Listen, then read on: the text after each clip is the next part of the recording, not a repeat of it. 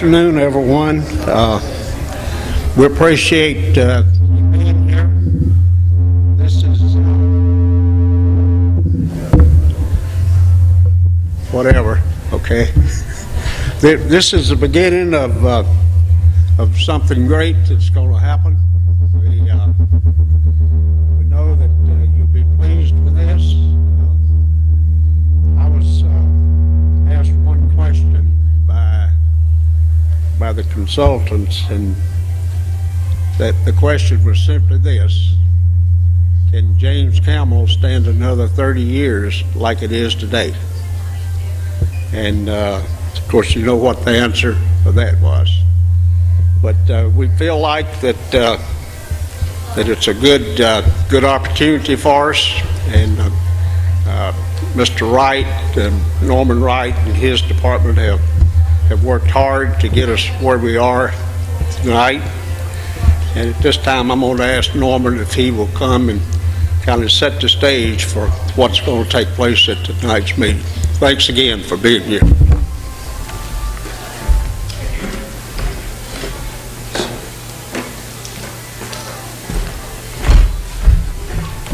I want to echo what the mayor said and give thanks for you folks to be in here tonight. We very much appreciate it. This is the first of what will be several meetings that Brian will go over in a little while that shows you the whole process of this plan. Typically a plan like this takes about a year. We feel that we're going to do a lot more success if we make this a more intense plan, involve you at the forefront, and deliver you things throughout the process that you can see as your input and your ideas and your concerns get addressed. When we started last year, we received the investment from the federal government to do this project. And with that investment from the federal government, we were able to then go out and find a selection, quite a broad selections of consulting firms to choose from. We had 8 consulting firms from across the nation who applied for this opportunity. We had a selection committee at the city to try to choose the best firm to lead this project, and out of the committee we had a unanimous #1, and that was Town Planning and Urban Design Collaborative. And their approach and the quality of their work really spoke for itself. And with that, I'm going to hand it over to Brian Wright, who will take it from here to give you the introduction, the kickoff to this meeting. After the presentation, of course, we hope that you will provide us some of your ideas and concerns, because the presentation is one part, and then your ideas, your concerns, your needs is really the greater part of this meeting tonight. So thank you again. It's very exciting. It's the first step, and you're involved, and we love to see that. And so with that, I'll introduce Brian Wright. Thank you.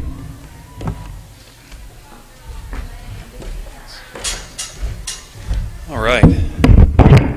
I roam a little bit, so I'm going to hold the mic in my hand and stand over here if that's okay. Well, I'm thrilled to be here.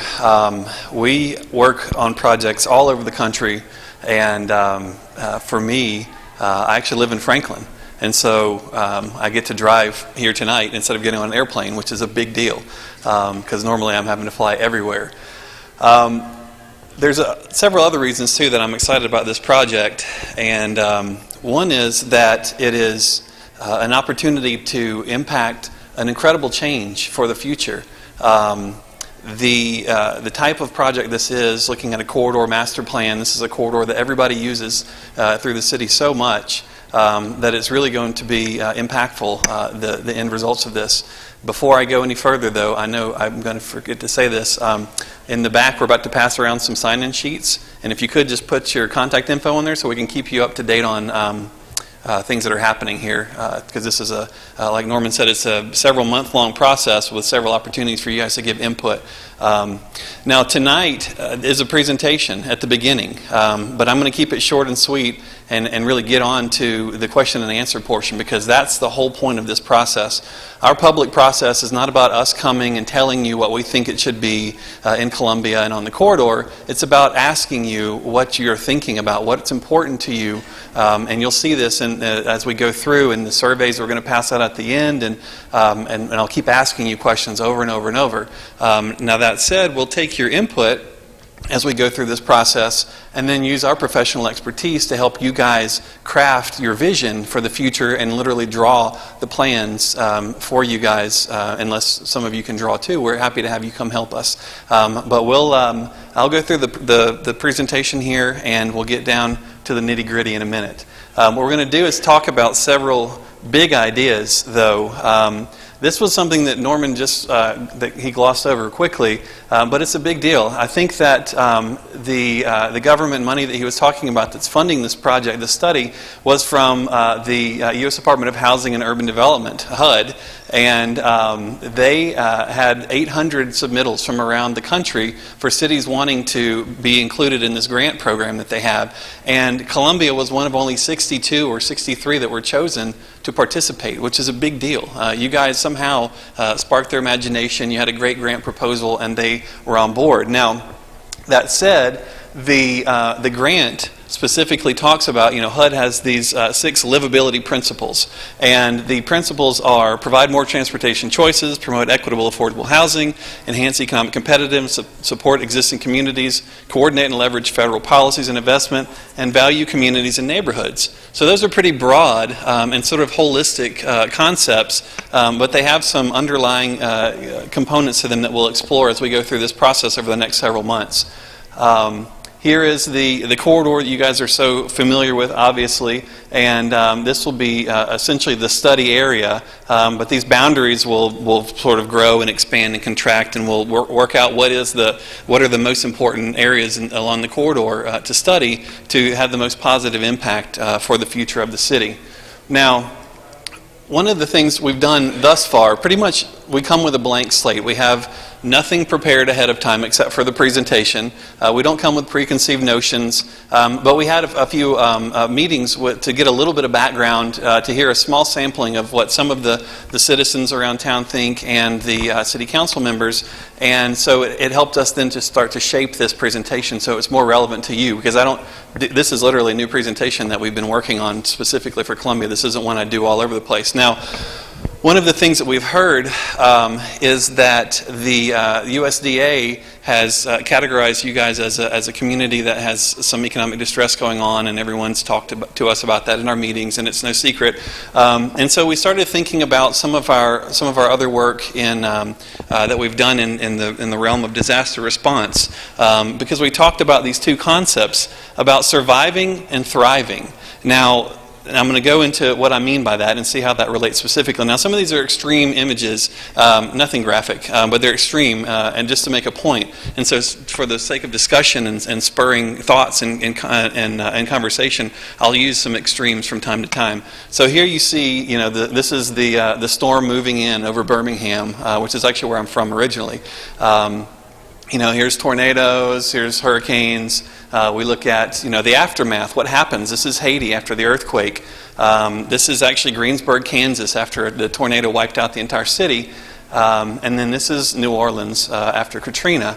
So then immediately after you have the disaster, you have to meet your needs, your food, your shelter, etc. So people handle that stuff first. You get your shelter. These are FEMA trailers that everybody got after Katrina.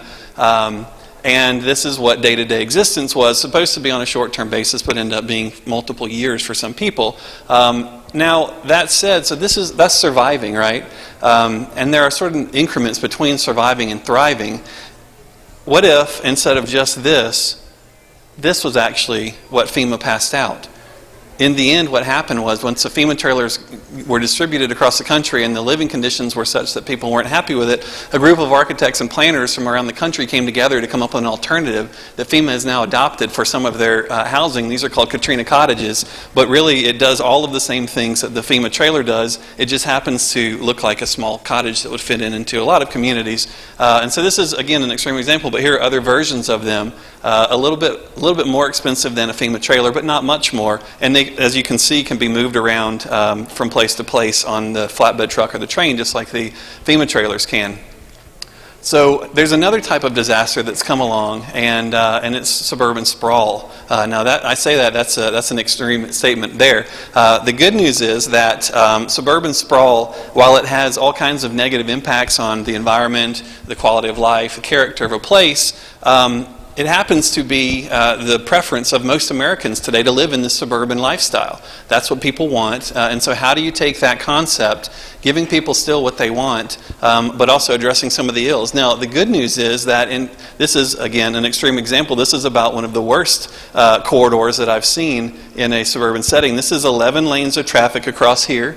And this is called they actually call this their town center. Even though they have a historic town center somewhere else. But what you'll see is they have an ordinance that requires some vegetation, some planting here. They provided ample parking, but you see only a portion of it is used. There's sidewalks, if you could imagine walking along the side of an 11-lane highway with speedy traffic going by you. So that's another thing, and here's what that looks like from the ground. This could be, this obviously isn't here because you don't have palm trees, but this could be anywhere in America. This is the scene you see all over the place. The interesting thing is, though, that there are useful things. People need the cars here. They need to get the oil changed. They need the gas, et cetera, et cetera. And so there's nothing sinister about this. It just so happens that the form of it is no longer in favor. So how do we move from surviving and just figuring out how to make do because the economy's down, because we're having a tough time, we have unemployment that's high, et cetera? How do we move from that? Please just come to our city and invest, and we'll take whatever we can get, which we've seen in a lot of cities that we've worked in around the country, and we've also heard that that's the sentiment to some extent here. People, you want to be developer friendly, which is absolutely great because you count on developers for economic development in the future. But on the other hand, how do you manage that? How do you go from survive to thrive? This is actually a courthouse square, much like the one you guys have, and your square is great. It's actually doing, for all intents and purposes, well. This is doing really well. This is actually Gettysburg, but you can see they have their corner store, and it's a really nice environment. And it's very active and thriving. And this is another place that is thriving. This is a new community, and it's really doing well, and lots of investments going on there. And so they did a few things to determine how their outcome was going to be. So we moved from survive to thrive to being reactive or proactive. And in the reactive scheme of things, we look at, looking at a corridor as an example, curb cuts. We heard a lot about curb cuts. Here it's first come, first serve. If you get it, you ask for the curb cut first, you get it, and then hopefully it doesn't have a negative impact down the road, et cetera. And I'm overgeneralizing here, so it's much more sophisticated than that when you actually get to most planning departments. New intersections, so you're going to make a new intersection between two roads. You're going to expand the highway, but the intersection doesn't necessarily get improved. And so there's all kinds of new traffic issues and concerns. And then parking lots. What we see in many cities that we go to, and we've heard is the case here, that the ordinances require way more parking than the retailers actually need. And so there are these huge asphalt seas that are empty a lot of the time. Only a portion of them is used, much like what I showed you in that extreme example earlier of suburban corridor. And but the good news is, though, that those actually create lots of opportunities that we can then begin to utilize, and we'll talk more about that later. So how do you take a proactive approach? And that's what this whole process is about. So you figure out and want what you want, master planning, deciding what you want the future to look like and be like, and taking your future in your own hands. At the same time, having to be realistic that what you may want, with your personal preferences, what the character of the city, etc., may not be necessarily what a developer is willing to do. So how do you move and figure out some kind of a good common ground and middle ground so that this place is what you want it to be in the future, and can be world class. Now, how do we start to determine what the future might want to look like? Well, one, we ask you just in general what you think. But the second is we start to do some studies and some analysis, which is a portion of the project as well, looking at demographics and market analysis, thoroughfare analysis, and existing community character analysis. And this is a great set of things that the planning department's put together. This demographic study is really helpful. Now, what we found is that there's some gaps, at least the initial data is showing there's some gaps in the population. You have plenty of people who are in younger demographics and people who are older, but there's kind of this missing ground of people in the middle. And so how do you start to create the environment to bring those types of people here, as well as to suit the needs of those who live here currently? So looking at ways to have more choices. This is one of the strategies that people look at a lot around the country, and when you're trying to attract this sort of middle demographic, as well as all types of demographics, but it's this concept of the creative class and attracting people who think of themselves as creative, even if they aren't necessarily an artist or an architect or anything like that. They just have a creative mentality, and they happen to be very civic-minded. They happen to be very interested in getting involved in the community, and they also happen to start lots of businesses. They're very entrepreneurial, and so there's a lot of benefits, economic benefits in having that. And here you can see this is a real estate company who actually specializes in finding places for that type of person. It's called the Cool Space Locator instead of Joe Smith Realty. And so you have to have the cool spaces or the interesting places for those types of people to want to come. So here's what that might look like. This is sort of a guy in this middle demographic that's missing right now. He's creative. He's working on alternative energy. This is some sort of a wind turbine here, and that's great. But you don't want to simply focus on the kind of the white collar jobs. You also want to be able to have people who've been in the manufacturing business and some of the industry that's gone out of town here, people who are still here who have skills. How do you put those people skills to good use? And so here you see these guys are actually working on these giant wind turbines, and it's not likely that you're going to have a huge wind farm, and there's wind isn't even a good option in these hilly areas, but it just illustrates an example of that type of skill set in creating some new types of green industry as another example. This is a study that's come out and it was put out by the city of Richmond, talking about smart growth is smart economics and equating the concept of smart growth and planning, etc., to economic development and how that can become a catalyst for growth in the city. And then this came out today. I was working on finalizing the presentation. My father-in-law sent me this. He said, "Hey, have you seen this article?" And it says, "How happy is your city?" And there are these 10 factors that MSN has come up with for what are the different characteristics of things that make people happy in a city. And number 9 of 10 is good urban design. And so design starts to become part of the conversation. And then there are all kinds of small things that you can just do. People already know about these, so it's not that big of a deal. But when you're looking at some of the top financial minds in the country today, they're all talking about having a local economy. Focusing on local is the thing to do, not just because it's good and it supports the local businesses, but overall it has a huge positive impact on the quality of life and economy of the community.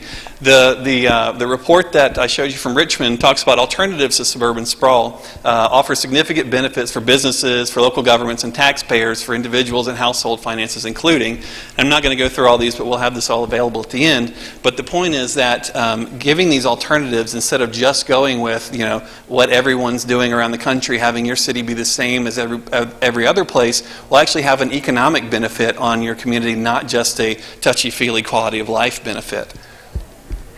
So the good news is, though, that Columbia has, the corridor in particular, has some assets that start to make it unique. And this is, very, these aren't revolutionary. This is, as we've been through town a few times, this is what we've taken notice of. But the hospital, obviously, on the corridor, it's huge for employment, for, now that, one of the top 10 hospitals in the country? That's amazing. That you have that in Columbia is incredible. What a great benefit. And so figuring out how the hospital and it ties into what happens in the future here. This is actually, you may not recognize this. This is I'm not sure the name of this is the creek that runs along James Campbell. Unfortunately, this is when you zoom out what it's really like. So there's some opportunities to do some unique things with that as well, and start to tie that into some sort of a larger sustainability concept and deal with your stormwater issues that we've heard about from all the water sheeting off of the parking lots all over town and coming down the hill, etc. So you may have heard some talk about the concept of the charrette that's coming up, and everybody's like, what in the world is a charrette? But on the other hand, we know that you guys have done one for the Murray County Comprehensive Plan. There was a charrette process that was undertaken there. So just for the sake of making sure everyone knows what we're talking about, this is what a charrette looks like. This is what happens is I bring my team of architects and planners and engineers and artists from all over the country, and we come to town and we set up for a week or so and set up our office. And we're here working around the clock, not 24 hours a day, but 16, 18 hours a day. And the whole process is wide open to the public. There's a series of meetings and presentations that go on. There's some intimate, smaller scale around the table discussions. You guys are going to roll up your sleeves with us and draw around the table. The whole time my team is here working feverishly. There's 4 people working on one drawing at the same time, if you can't see that. We're out in the field doing analysis. Here's the office set up in an old storefront. And then here, at some point, we have to rest. So if we don't make it quite back to the hotel, don't think we're lazy. He's just been working for 24 hours. So here's what the schedule looks like. We're starting off on the 3rd, August the 3rd, so 2.5 weeks roughly, with an opening presentation, and it's going to cover a lot more in depth than these topics and many, many more. And then, as we're doing here, we're going to getting past the presentation, we're going to have the hands-on community workshop, in which I'm going to have a facilitator at each table, and we're going to break out into groups of 6 or 8, depending on how many people show up. And you guys we're going to put the markers in your hands, and you're going to start to draw with us and tell us what it is specifically that we need to know about the corridor and what's important to you. And then the rest of the team shows up on the 4th, and we go out and familiarize my team with the area. We tour the corridor and the region and look at examples of good development that people have told us that this is something we'd like to be like, and then also examples of things that aren't so great. And then we also start to think about, because one of the things we hear a lot is not just we'd like to be like someone else. What we hear is we want to be Columbia. We want to be what is our thing? And so we start to figure out what are some of the unique things that maybe you guys as citizens and everyday people who live in this city have taken for granted and not have started to overlook. And so then the next day we'll start out having meetings. Each of these yellow boxes is a meeting with a specific topic. But again, all of these are open. So this says elected and appointed officials, but anyone can come and sit in if you want to sit down and hear what they have to say or give your input in that context. Public services, infrastructure, business owners, etc. And so these different topics will be fleshed out as the schedule is then finalized.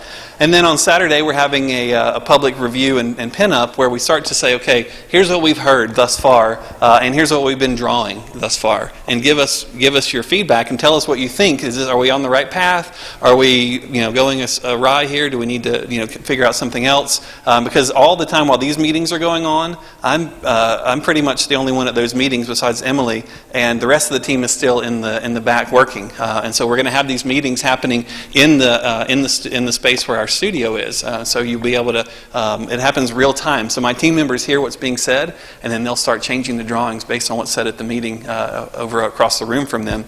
And then here we give ourselves a couple of days of still open to you guys to just drop in as you see fit, but with nothing scheduled, so we can really crank on the production and really get the drawings worked out. And then on the 9th, we're going to have a closing presentation in which we show you all of the work that we've done. Now, the thing that people are usually surprised by is that a lot of times people use the term charrette to talk about, well, I'm going to come and have a couple of meetings and ask you what you think, and then I'm going to go away and draw some stuff and come back and then say, hey, dude, what do you think again? What we're going to be doing is by the time this closing presentation happens, we will have a master plan like a fully articulated master plan for you to look at and discuss, and we can point out specific examples of, what do you think about this idea? What about that idea? We're going to have our artists will have done renderings, these beautiful, renderings of streetscapes and bird's eye views, and showing how things might transform and begin to look differently. And people are usually surprised, like, how in the world could you do all this in this short period of time? One is that we do this a lot, and we have to be really good at going really fast. And I have an incredible team that works with me, and so they help me look good when I get to stand up and present it. Also after that, we know not everybody can show up the whole time, or even sometimes people have to miss the whole thing. They're out of town on vacation or whatever. So how can you stay involved otherwise? So we set up a Facebook page here that everybody can tap into if you're on Facebook. We also have this is a new technology. It's called a mind mixer. This is basically a virtual, an online town hall meeting. And so these topics here, you click on this topic and it pops up and it has a little paragraph and asks a question, and then you submit your comments, and then people will go in and they'll second you. And if you get seconded, you actually get points, and then there's some prizes and things that you could win. And nothing major, but it's just sort of a fun way to turn it into a game. But the most important part is to get the feedback as we go through the process. And then lastly, sort of the low-tech version, even though we've made it digital, so you can actually click on it and select your options. Here is a community survey that we're going to be handing out when we start the question and answers that you guys can go ahead and fill out here and drop off before you leave, but we're going to just be able to email it out to other people in the community and get their input as well. Now, here's the project at a glance. This is the whole thing. So Kickoff, that's where we are right now. Analysis is the financial analysis, the thoroughfare analysis, the community character analysis, and those are actually going on concurrently. We've begun those because we know we need that information before we do the charrette. So here's the charrette that I just described, and then after that we're going to take actually during the charrette some specific sites, and we're going to say what exactly could we do if we owned this land, if we were the developer, and how could we're going to call them catalyst sites. And so we're going to take those and really design them in a lot of detail as you would see somebody submit to the city, and we're going to then take those and do what developers call a pro forma on them, where they basically say, how much does it cost to do it? How much money can I make? And then you actually can use those as the economic development organizations around the region are trying to attract businesses and stuff. They can literally say, here, we've already got the numbers. We've crunched the numbers. Look how this works out for you financially. And then we're going to look at some regulatory framework revisions. Obviously, right now, the current zoning that's in place has created what you see in the corridor. It's not just market preferences. People don't always say, I just want a giant parking lot in front of the building set back 300 feet from the highway. That's just what the zoning says to do. And so we're going to look at, are there some revisions that can be made to that and make some recommendations along those lines. And then an implementation strategy, because here's the thing. Every city we go to, they have the $1 million shelf. That's the shelf where all the consultants come to town. They get paid a lot of money. They draw some plans up, and the plan gets taken and put on the $1 million shelf and never looked at again. And for us, that's wasteful. That's not sustainable. That to us is we've failed if that happens. And so what we want to do is start to look at actual implementation strategies, so you can say, like on the calendar, do this, do that, do this at these times, and start to really lay it out, a clear plan of action, so that you don't get left with a plan and go, now what do we do? And so that's what's going to happen in that stage. And then we'll go through the adoption stage, where the plan and all of your input and the plan that we've created with you will be submitted to the Planning Commission and City Council and go through the approval process for them to adopt the plan and strategies that it contains. So, for just a minute, even though we're going to keep our feet firmly grounded in reality, we want to say dream big. So let's look at a few examples of some corridors around the world, if you will. Here are some corridors. This is actually in Boston. This is one of the most famous streets in Boston now. This is Commonwealth Avenue, an incredible boulevard. Here you can start to see a multimodal boulevard here with bike lanes and transit. Here's some more, just on and on and on, incredible examples of what people have done. Here at the bottom, if you can see, there are more than 11 lanes of traffic across here. But it's an incredible walking and pedestrian street that people love. Now, you may say, what in the world does Paris have to do with Columbia, Tennessee? Right? Of course. There are lessons to be learned everywhere, right? And so while you wouldn't take Paris and plop it into Columbia, you can say, what are they doing well? How are they so successful at what they do? How do they meet the needs for transportation, for commerce, or all of the things that they're doing well? And how can we start to take those lessons and apply it here? So here we say, now that's a boulevard. So we say, then what's James Campbell? Okay, so we don't want it to just become a nice boulevard, a nice street. You know, it's called the Boulevard, even though it's just a corridor. But here, you know, we need your input going through the charrette process. So we don't want it to just be a boulevard. We want it to be the Boulevard. And we want it to be known in the region as the place to go. You know, like, hey, let's go to the Boulevard. And you can say that. People are saying that in Nashville, in Franklin, in Spring Hill. They're all coming here. So anyway, so that's the big picture stuff. That's my portion. Now I'm going to come down here and sit down. And super, that's a great question. So the question is, if you didn't hear, there was a previous study done with MacTech and the part of the comp plan that looked at James Campbell. And so, what of that are we going to utilize? So the short answer is that if I'm not mistaken, this study will actually can become or will become an amendment to that plan. So it's a more detailed, specific study. So that's one way that this could be used, and other work we've done has been used similarly. And we will, by the time we show up for the charrette, we'll have studied that the comprehensive plan to make sure that those ideas that we'll hear a lot of the same ideas. And what we don't want to do is have the time that people spent before be wasted, and then have to start over and all that stuff. But we're hopefully going to get new people that weren't involved in that process. So we'll ask them the same questions that you may have been asked before. And we're happy to hear you say that reiterate what you've said before too. But the idea is that we want to build on the work that's been done in the past. Is the short answer. Yeah, that's a great question. And let me address what you said first about having the namesake of the Boulevard here. That's for me is really cool, because I've never in any of the projects we've worked in have had the namesake. Most of the roads we're working on are much older, and so being able to actually ask people in the Campbell family, hey, what do you think about what we're doing to your boulevard? Because it's also unique in that it was set about by a family or a person with the idea to create this, and then rather than the city doing so. That's really neat. The answer to your question about additional money is I think just last week I think they announced another round of grants that are going to be specifically intended to focus on implementation, not so much the design. The first round of grants were the design and the visioning and all that stuff. And then the second thing is we're going to talk about through this process the idea of what are some strategies that we can implement, such as TIF districts and other things that are being used around the country that people can use to implement and execute outside of just grant money. So that's a good question. It's something we're going to focus on throughout the process. Yeah, no, that's a great question. Where are we going to get the demand data to start to look at whether or not the catalysts that we design are going to be financially feasible? That's the thing that's interesting, especially today. In any case, even take the economy out of the equation as it stands today, but doing this type of analysis is there's always a certain amount of subjectivity to it. There's a certain amount of you have to make assumptions about things, but then there's also data. You can look at trends as they move over time.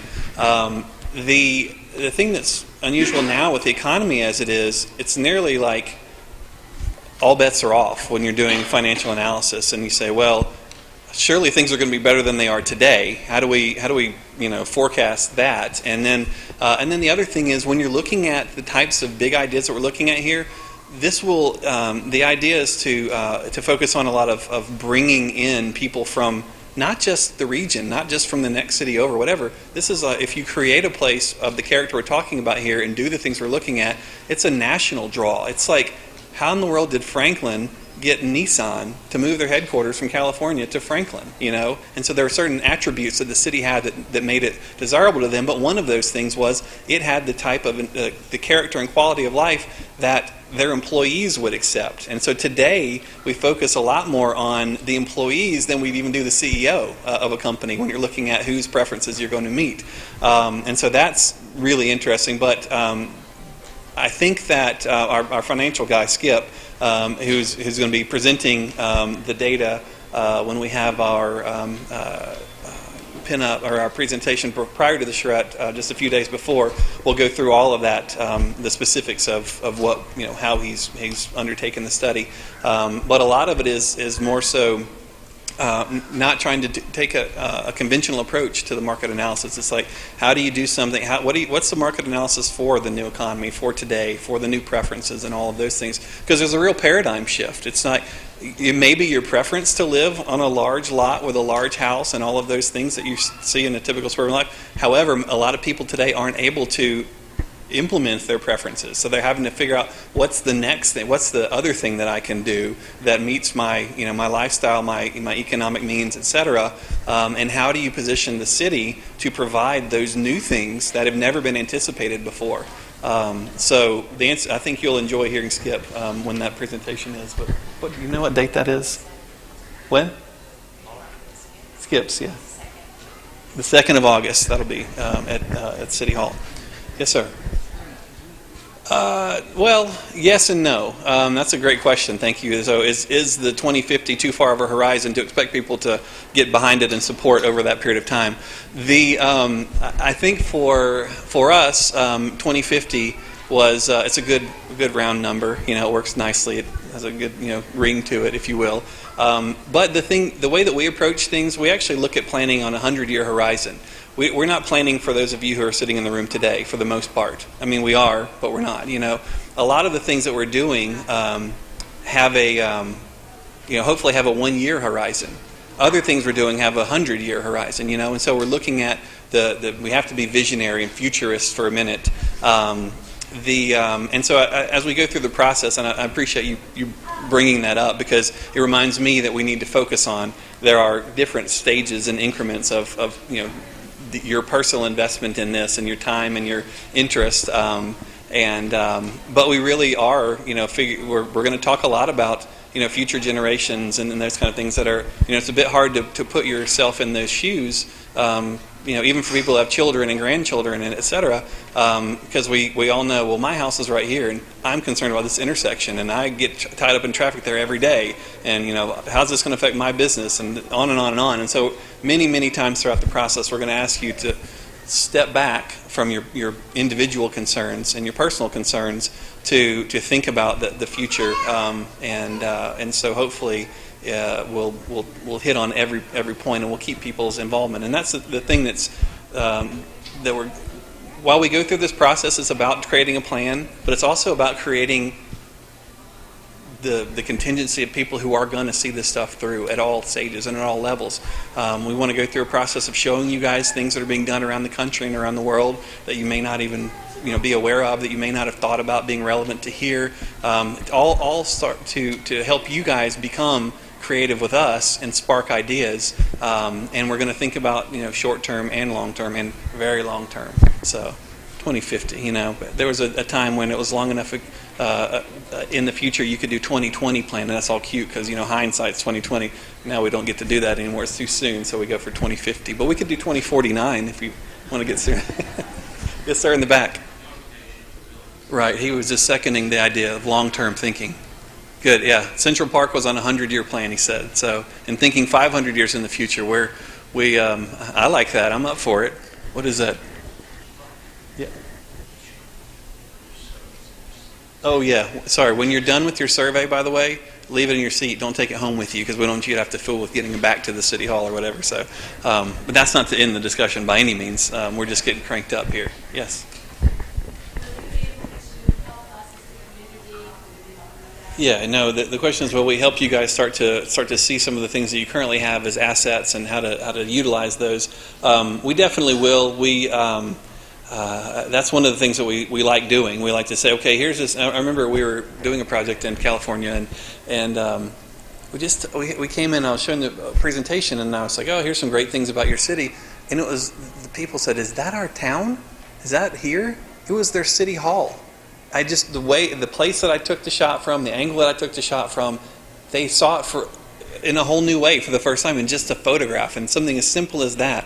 And I got really excited about that. And so what we hope to do is start to say, that's why I zoomed in on that picture of the creek, because it's hard when you see it every day in its current condition. And those of you who have businesses adjacent to it, and it floods and whatever happens, it starts to seem like a nuisance to you. Now, how do you take that and transform your conception of it? And as outsiders, and I don't get to say that as loosely as I normally do since I don't live too far away, but we are outsiders for all intents and purposes on this project. As outsiders, we can start to hopefully help you guys see that stuff in a new way and start to say, here's another example. And I just saw when we were working on a project in Waxahachie, Texas, right outside of Dallas, and they had this really cool way they treated the stream right in their historic courthouse square area. And so I'm thinking, okay, that's inspiring what I can do in Columbia, what we might do with that. And so I'm going to show you guys some stuff about that in the future. So the comment was that the short term is the most important because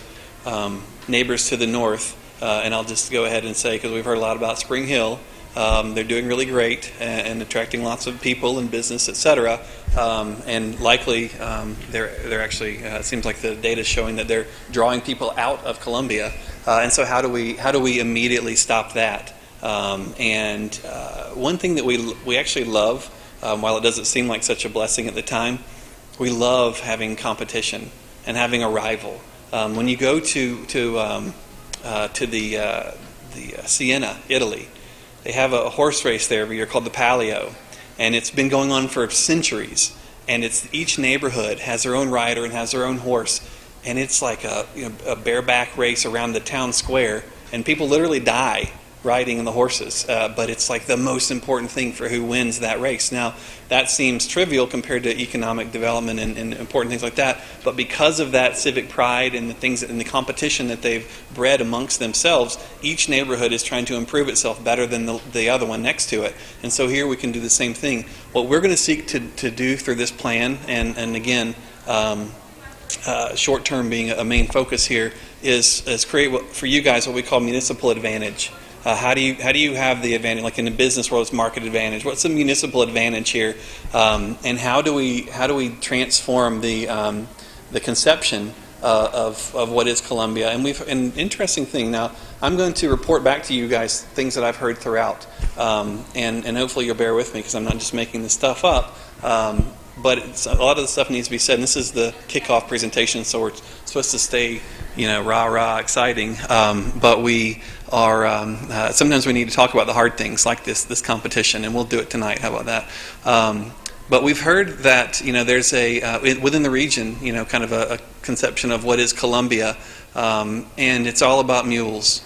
Everybody's talking about mule this and mule that, and I was tempted to show a version of the logo that had a mule on it, but I didn't think at this point you guys would find that humorous, so I thought better of it. But we've heard all about it. The funny thing is, we've heard from people in Columbia, I don't want to hear another thing about mules, but the one thing that everybody talks about with a glow in their eye in the region, in Nashville and Franklin, is Mule Day in Columbia. They don't think that it's a bad thing necessarily, but it sounds like that to me that there is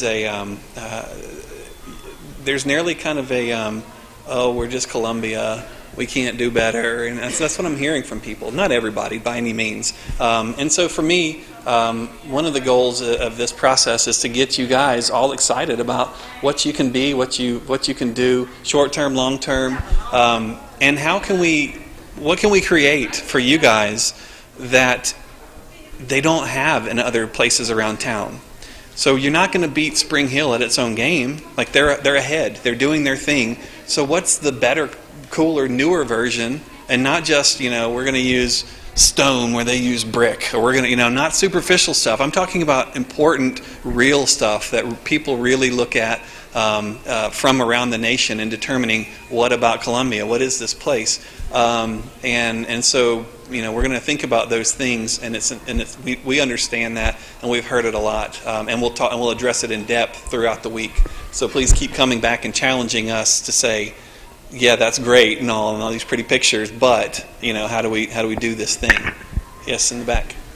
Super. Yeah. So the comment was, how do we tap into the historic stuff that we have around Columbia to bring people in, and that's a great point, because when you're looking at James Campbell, it's the new kid on the block, if you will, even though it's 30 years old. But compared to the rest of Columbia, it's new, and obviously the character of it is different than the historic stuff. But what we want to start to do is figure out how we can, how you can tie in, not aesthetically necessarily, not we're going to recreate historic stuff along the corridor, but how do you tie in what you have going on the corridor, on the boulevard, with the downtown? Because if there's a direct connection, the road that connects Carmack, I guess, that goes between the two. So how do you start to tie that all in? And what you want to do is make the things we'll be thinking about, and what we've looked at elsewhere around the country, is how do you take a suburban boulevard and make it so that it actually has useful things for people who live here every day, but doesn't detract from the historic nature and character of what people think of the city of, XYZ historic place. And that's a real trick. That's a hard balance to find, because a lot of times when you're looking at the suburban retailers and those kind of people, that's not the first thing they're trying to do, is figure out how to tie in with the historic stuff. But what you don't want to do is have the corridor, or have any corridor, kill the historic downtown and have a competition. And so what we try to do there, whereas we like intermunicipal competition, we like to have symbiotic relationships between historic stuff and the new stuff. And so they're working together all the time. And so if you have a business in downtown, you have to make sure you're being smart, and you're not trying to sell the same stuff that Walmart has and trying to beat their prices, because you go out of business. And so we'll talk about that stuff as we go through the week as well. Thank you. Yes. Yeah. So the concern there is traffic, and figuring out how to deal with the traffic influx, and how do you move goods and things around the boulevard. And we're going to address, we have our transportation engineer, who is the top in the country for doing this kind of stuff. And so he's going to be here addressing those issues. And what we're going to do is ask you guys, what are your specific issues? Like you just mentioned several, we're going to document those, and we're going to say, what are some solutions that we can provide, and we can look at these different alternatives, rather than what you might think that the conventional thing was. Because what you start to see is the typical approach is, well, we'll add more lanes, or we'll do this or do that, the things that you've seen people do. And it works for a certain period of time, So if you add more lanes, then those lanes fill up. You look at Atlanta as a case study. Atlanta, they add more lanes to 85, add more lanes, and they still have traffic after the first week or two. Now, this is obviously a much different example than Atlanta, but what we're planning on doing is setting up our design studio on the corridor here, so we're literally going to see it every day, like 24 hours a day, and we'll know the traffic patterns better than you guys know the traffic patterns, hopefully by the end of it all. And we're going to walk across James Campbell. We're all going to do it. We're going to wear, and we'll take our lives into our hands, and we're going to see what it's like to be, because we know people do it. We actually have people on stakeout taking pictures of those people crossing the boulevard, and so we want to see what that experience is like. And but what we don't want to do with the plan is come up with big ideas that make situations worse. So that's one of the important things. Now, we heard there was some consideration of a secondary bypass. So James Campbell was the bypass around downtown, and now there's a bypass around James Campbell. And in the end, you see when you bypass downtown what happened to it, and then if you do another bypass, you imagine the same thing. The newer stuff starts sucking energy off of James Campbell. So how do we, is there a way to do some things that are more nuanced than that? That's such an aggressive move. That's like a full lobotomy, like how do you do something much more elegant and do neurosurgery instead? And so hopefully we'll be able to solve a lot of these issues. Yeah, so the suggestion is a steering committee to help guide the project, and to make sure that it doesn't get lost in the shuffle after the consultant leaves and goes through the approval process. Now, what we've done thus far, and our plan is, because we've seen this happen in a lot of places, without, again, not just our plan going on the shelf, but sometimes even, if you go through the process and you don't involve the policymakers, decision makers throughout, then you end up, it doesn't even get approved, and so that's obviously not helpful either. And so we've taken a strategy thus far in trying to make sure that we have hands-on involvement with the policymakers that we're calling, city council, mayor, et cetera, those people who will in the end decide, if this plan is approved, or vote on it, I should say. You guys give your input and the citizens decide, and then they vote on it, representing your points of view, I'm sure. And so what we've done is really asked them to be heavily involved in this process, and keeping up to speed on it, coming out to things like this. We had sit down meetings with them individually, though, because we want to get to know them as individuals as well as when we present to the whole group. Because sometimes on an individual one-on-one basis, people are more comfortable sharing their true and authentic feelings, and so we've been going through that process, and so in the end we'll. Some of that structure and those kind of things are, we'll talk with the city about it. We'll, see how they want to proceed and whatever. Our bottom line, you'll hear this from me a lot this week, is we want to do whatever makes the most sense, and what represents, people's feeling, the community at large. We don't necessarily we don't cater to, one group, this stakeholder or that stakeholder. Nobody's more important than anyone else. And so sometimes that makes people uncomfortable, but as they get to know us through the week, they realize that we aren't trying to sabotage anything. We understand all points of view and all perspectives, and that people who own land or people who own businesses have a specific vested financial interest in what goes on in the corridor, but people who live the corridor every day also have an interest in that, and we know how to, and we're very careful to try to balance all of those perspectives as we go through our process, rather than waiting it for one or the other. Yeah. So who's going to make the plan? No, that's great. Thank you. So who's going to make the plan happen? Who's going to make it a reality in the end? How's it going to be implemented and executed? Now, just so you guys know, people ask us this every city we go to. They say it's like a common theme. Which is interesting. If you start to examine that theme, it goes some interesting places. But I guess for us, we're going to give you guys all the tools that we can, and we're going to hopefully do it in a different way than you're used to, in a more hands-on way, in a more kind of focused on, okay, implementation is a bigger problem here than it is in some other places. That's what some places say that. So let's focus on that more here than we do in other places that are doing it more, And so figuring out, again, we get hired to do a master plan, and people are always surprised at, kind of all the things we start working on outside of that, because you can't look at any one thing in a vacuum. It's like this corridor, yes, and there's some specific things that need to happen on it, but how do we create a symbiotic relationship with downtown without looking at downtown, right? So no, we're not drawing plans on downtown or anything like that, but we have to look outside of the boundaries of the red line that I showed you on the map. And so then as those red lines start to become, much more fuzzy and get into things like implementation and all that, and we're going to start to, you guys, then, this will give you an additional forum to talk about, here's what we hope, here's how we hope this is implemented. We want to see this executed. And more than anything, you have to, a lot of times when we work on these projects, we end up, by the end of the charrette, there's a Friends of the Boulevard 2050 that's formed, and they're going to be there to come out at all the adoption meetings, every public hearing, and say, we like this, we're for this, we want to do this, please don't put it on the $1 million shelf. We want to start a drawer, maybe, instead of a shelf, and something you can pull in and out. I don't know, some other metaphor, but we want to make sure that you guys implement this thing.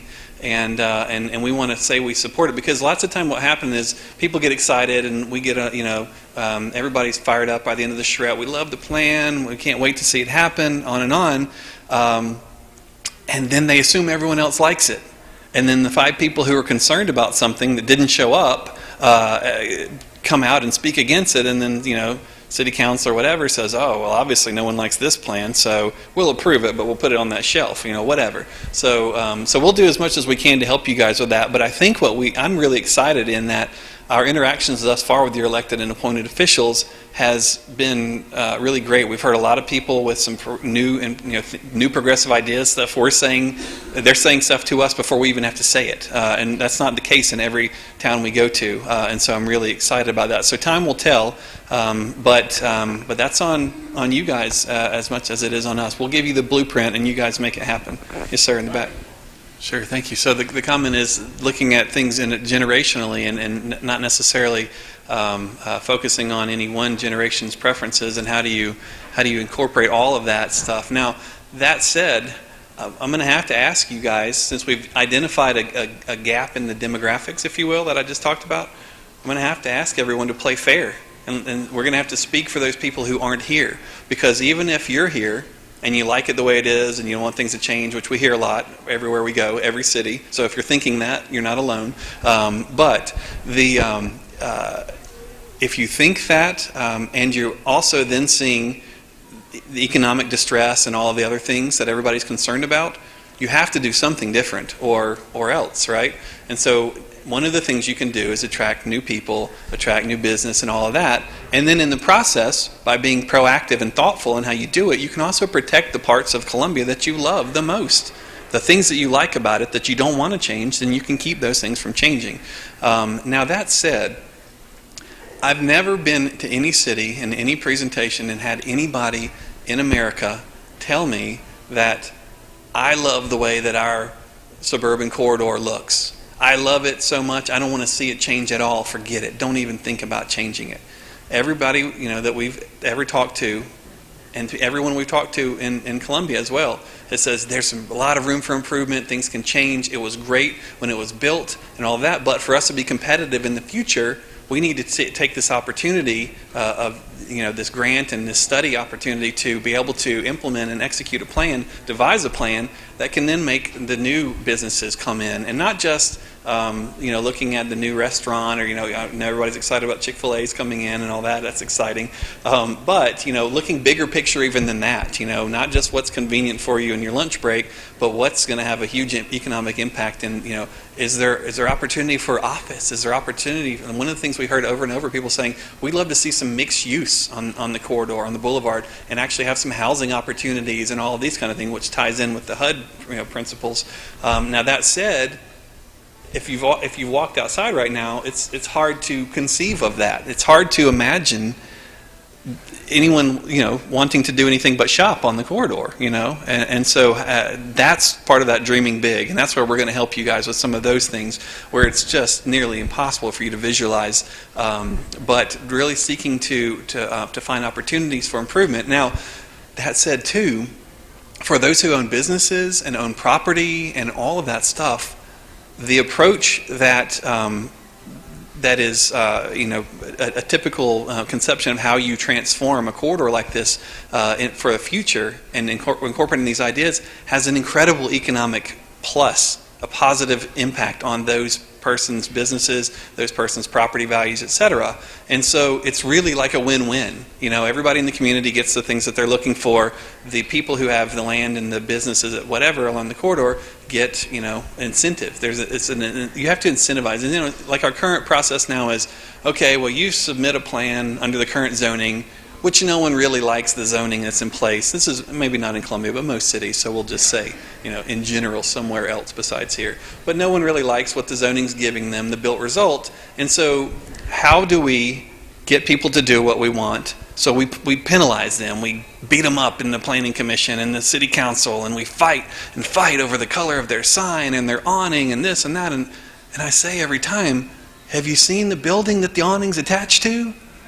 Have you seen the parking lot in front? Have you seen all of these things? Like it's like we've been kind of numbed to some of the bigger picture issues, because all of the traffic that you see on any corridor is because the development pattern has all of the traffic going onto one corridor. There's only one way you can go. If you want to go to any business or any neighborhood along the corridor, you have to get on the corridor. The roads don't connect. The reason why you don't see traffic jams in historic places, for the most part, you see slow-moving traffic a lot of times, which is great for business and pedestrians.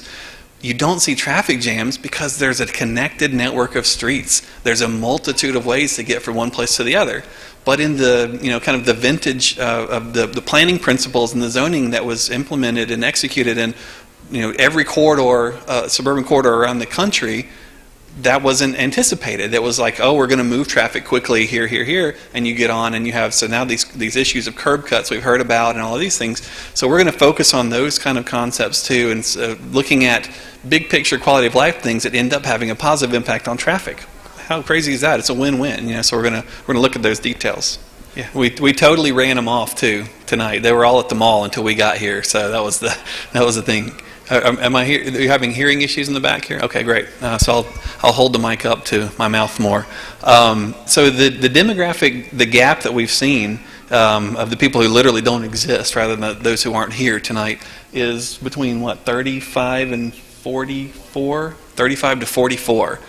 Which happens to be a sweet spot for the creative class kind of stuff. The thing that's cool about creative class is that it actually is all age groups, all genders, all ethnicities. It doesn't, you don't have to be any certain type of person to think of yourself as creative. It just so happens that that generation, that group of people, and people, my age and younger, have all been taught that being creative is the cool thing to do as you're growing up, and so that's what's happened.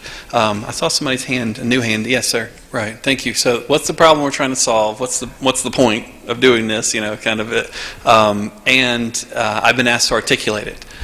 What I'm going to say is, because we come in without preconceived notions and a blank slate and blank piece of paper, literally, I will, at the opening presentation of the charrette, answer your question.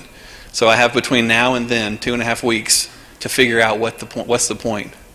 Not really, but we've been thinking about it. But I don't want to just give you something, shoot from the hip and off the cuff, because it's a thoughtful question. So I want to give you a thoughtful answer. Yes, ma'am. I'm sorry. Can you speak up? Oh, well, I didn't. Yeah, sure. So I'm not sure the process exactly. I think it's my understanding that there was a discussion. So the question is, how did James Campbell Corridor get picked to study and plan for and all that? It seems like at some point there was a discussion of maybe we're going to do a plan for downtown, or we can do a plan for the corridor. And I think maybe how it got narrowed down to those, and I'm just making this up, so if anybody who knows the actual answer, just correct me if I'm wrong. But it seems like those two areas were, kind of the way I talk about James Campbell is kind of the economic engine, if you will, for Columbia. It's got all the commerce and that kind of stuff going on. And then downtown is obviously the most kind of delicate and sensitive, fragile habitat, if you will, one of the most loved place in Columbia. And so you either tackle the thing that is the economic engine first, or the thing that is the most loved. Now, the thing that's great about downtown is it's already, besides vacancies and storefronts and stuff, the few that are there, it's in great shape. The core, if you will, is good, and so it's a matter of protecting it, which is in the end tends to be from a planning perspective a bit easier a job, so long as you don't have zoning that allows somebody to come in and wipe out the courthouse and do something in the middle of the square, put a McDonald's there, whatever. And I'm sure your zoning prohibits that, and your planning department would not let that happen, I think. But we'll see. I'm taking jabs at the planning director over here, but he knows I'm kidding. So I think that the economic engine, because the economy is as it is, it seemed like, well, let's focus on that first, because of that, as he said a minute ago, that's an immediate need. We got to fix this thing now. So that's my take on it, but I don't know. I'm glad you said that, because now everybody's raising their hand, so that's great. I do want to say one thing. It's my understanding that when the mall was built, it was a huge deal, right? Columbia got a mall, oh my God, and people came from all around. And the thing that's, the reason I loved, I don't know if you guys remember, there was Tiffany and these different singers in the 80s, and they all had their concerts in the mall, and I felt like that up on the stage. And I think that this is our first time to do something in a mall. But what I like a lot about it is that it's an illustration in and of itself, in that when it was built, it was a big deal and everyone was excited to have a mall. And now when we look around, we see lots of vacancies and those kind of things. So how do we take that thing that was exciting when it happened, and that thing being all of this, the whole area, and turn it into something that's exciting for the future, but that doesn't have an expiration date, right? Because right now, that's the thing. Like, people don't get excited about malls or the suburban development or whatever. Those who live in the community, they like it. People like that. Well, we've heard people are excited that I mentioned Chick-fil-A. It's coming. That's great. Now we have Chick-fil-A. We didn't have it before. But in the end, does it have an overall positive impact on what is Columbia? The essence of Columbia. And so how do we give those people that have those businesses something that they can work with too? And that's the hard part, because everything we do, it has to be market based. It has to be, the only way that these things are going to happen is for somebody to develop these ideas. The city can do things like TIF districts and help fund parking and infrastructure and those kind of things that can accelerate something. But in the end, you count on the landowner to get behind the plan that's drawn and the zoning to help them move through that process. And so how do you kind of keep in mind the financial impact on those people who own that property? Now, I love what you said, though. I mean, that's perfectly said, and it's what we hear all around the country, and so we have to keep in mind and balance all that stuff. 5 people raised their hand after he said it. Now that I've dampened the waters by talking about the realities of finances and stuff, yes, someone new in the back. We found the brook, just so you know. It's still there. Yeah. Okay. So shade trees and basically taking short-term inconveniences, if you will, or personal considerations that have long-term impacts, right? And that kind of goes back to what I was talking about. Sometimes you have to step outside of yourself and what you're concerned about, and how do you look at the greater good, if you will. And that's, I know that freaks a lot of people out when we start talking about all that stuff, but some of that, that's how cities got to be great, and that's how cities that are currently still great, that people, and we always talk about this, the number one thing that people do when they go on vacation is they go to see places. They go to cities. They go to cool places that have character, and so what we always say is, why is it that you can't conceive that your city might be a place where someone would go on vacation? Because of the character of the city, not because you have the coolest water park or because you have the greatest Space Needle or whatever, but just the overall character.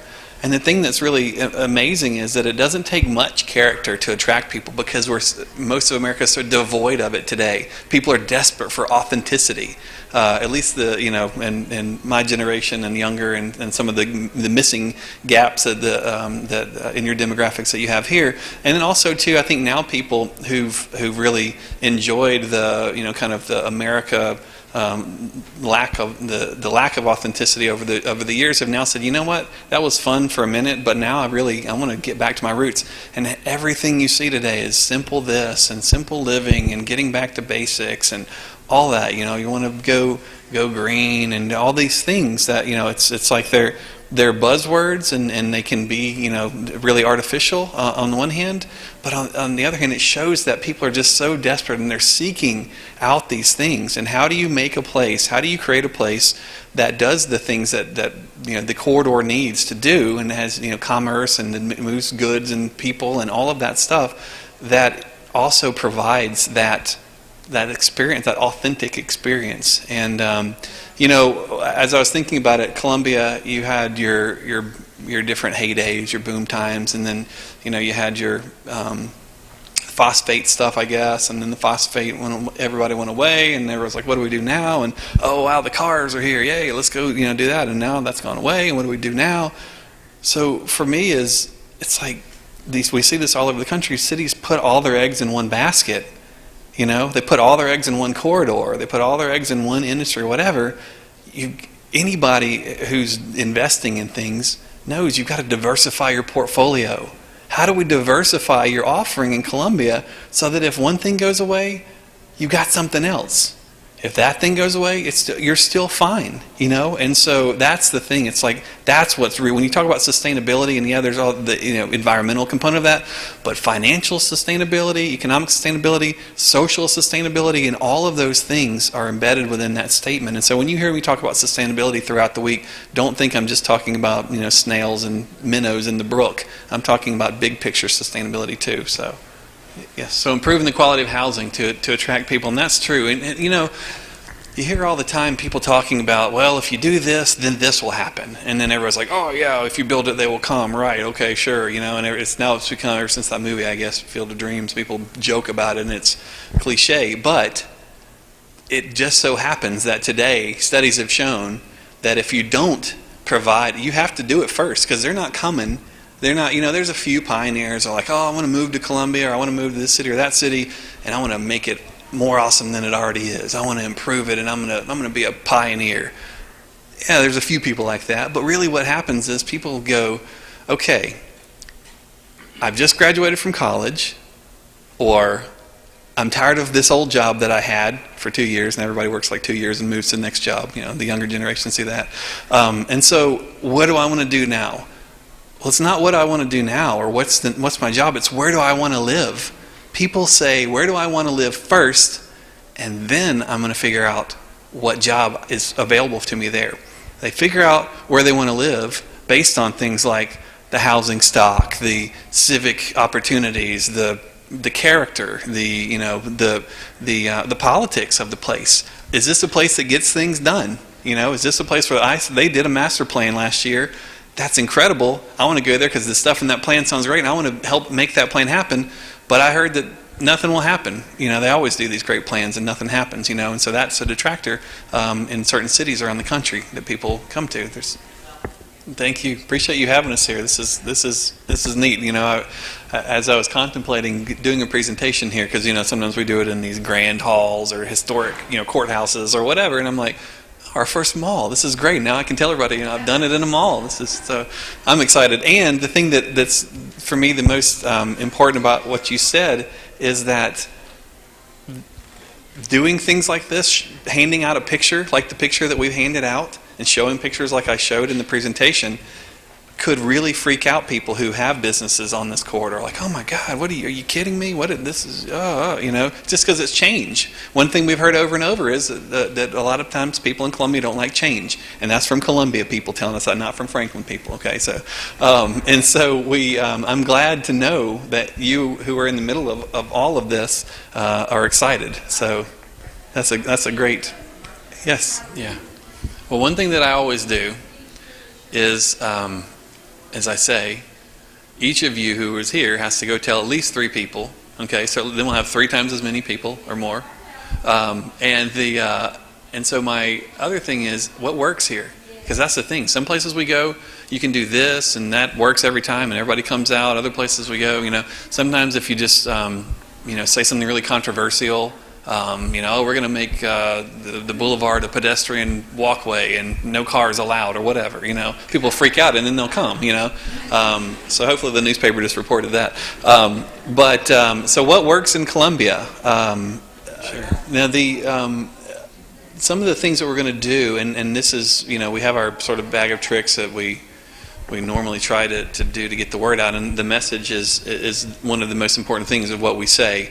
Now that said too, I intentionally, the picture we chose to have on that postcard, and you'll start seeing more around town, we picked it because it's of quality, but it's not of Columbia, and it's a bit urbane. It's pretty intense, and so we hoped that some people might say, I don't want that. That's too much, and then they'd come and say, I don't want that. And I say, don't worry, we're going to make this your place, whatever. And so we wanted to have it a little bit controversial. But when I see the demographic gap that we have, I'm nervous, because one of the ways that we're very successful in other places is through Facebook. Now, that said, my grandparents are on Facebook. And so I don't know, how many people here are on Facebook? Can we raise hands? About half. Okay. So it's easy to sign up for Facebook if you're not on it. And in fact, Norman can help you with that. He's actually going to sign up for Facebook today, I think, because he's... Yes. Yeah. Right. We're going to do posters too. We're going to have posters, and so hopefully they'll be all over every storefront, and then whatever. And the newspaper has been running ads for those who read the newspaper. And this mind mixer thing, I think you guys are really going to find it to be a very useful and an easy tool to get your ideas out there. But the Facebook thing is funny. We worked in this in a place right outside of Chicago called the Village of Pengree Grove. It's a historic little place, but it's nothing more than just the crossroads. But they wanted to become a proper village or town. And so they wanted to make a new town center from scratch, basically.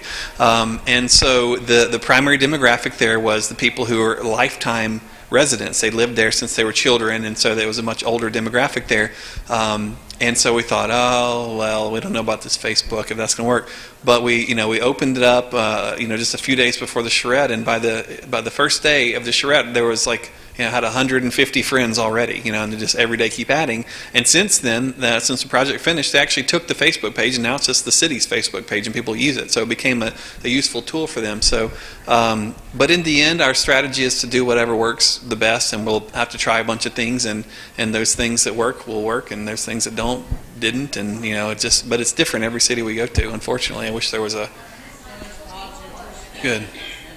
Yeah, that's helpful. And one thing too that I've been very impressed with, the planning department and the people at City Hall have been doing a great job of being on the telephone, doing these presentations and all of this. It's just been really impressive to see that.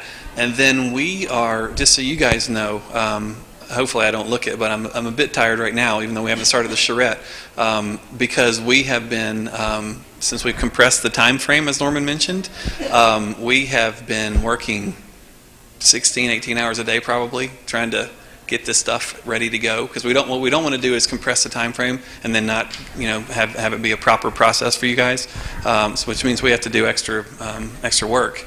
But it's so hopefully we're going to come up with something that's going to be helpful in getting the people out.